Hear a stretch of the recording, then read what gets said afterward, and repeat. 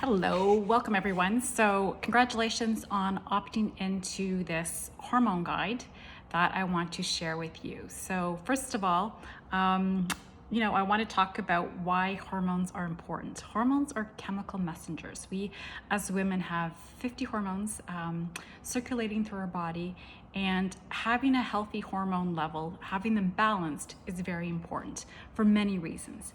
And so that's what we want to optimize today. And we do have a lot of control over how our hormones function day to day.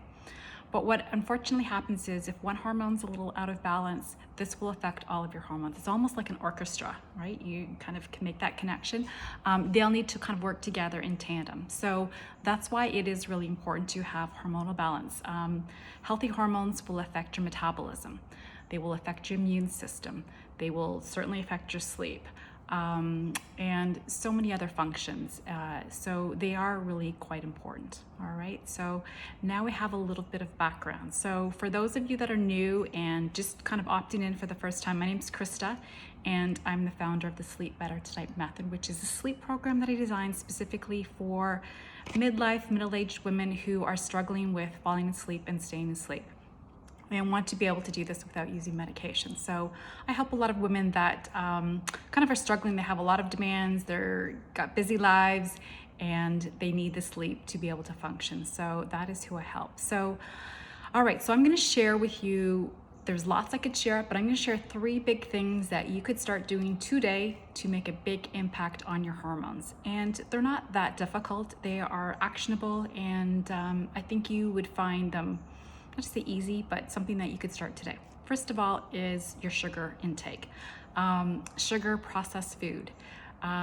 Sugar not only affects our waistline or our weight, it does so much. So again, if we're constantly having sugar or a lot of processed packaged foods, this is gonna increase our insulin levels.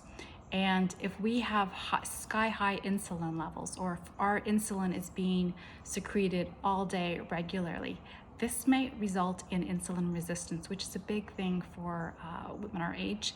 And so reducing the amount of sugar and flour products, packaged foods will make a big difference to your hormones, especially if you have any of those kind of female hormones, hot flashes, if you're experiencing brain fog, difficulty falling asleep too. All those things are affected by your hormones.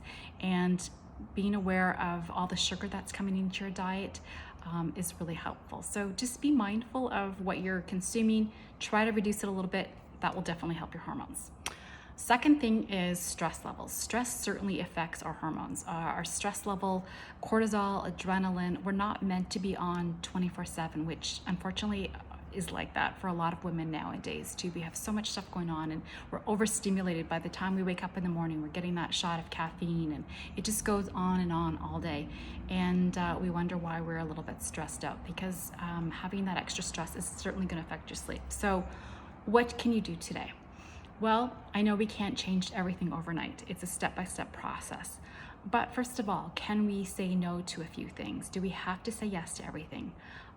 Being mindful of maybe asking for help if you need it. If you have parents that need your help, do you have a sibling, or can you ask somebody, a caretaker, to maybe help out with that? Not taking on everything will make a big difference. Delegating at work if you can.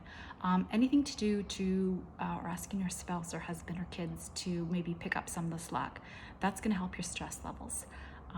Maybe trying to introduce a little bit more yoga, journaling, meditation, whatever you find. Walks by yourself, I know that works for me. Just going out in nature, going for a walk by myself makes a big difference. So trying to find some ways to reduce stress in your life will go a long way. We're not meant to have it kind of circulating through our body all the time. And the last thing that I think is important is to be mindful of our exercise.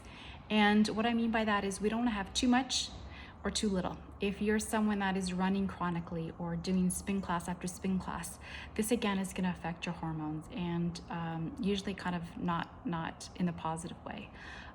Making sure you have the right dose of exercise.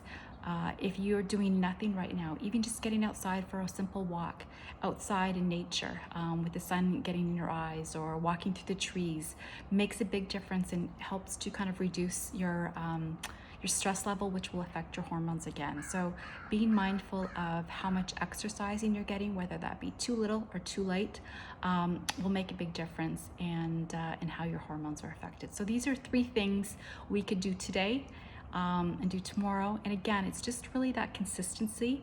And if you do it once in a while, it's not going to make a big difference, but just trying to find ways to incorporate into your life will make a big difference. And you will feel that in your day-to-day life, and all those symptoms that you're feeling are largely affected by unbalanced hormones, especially, well, sleep as well too.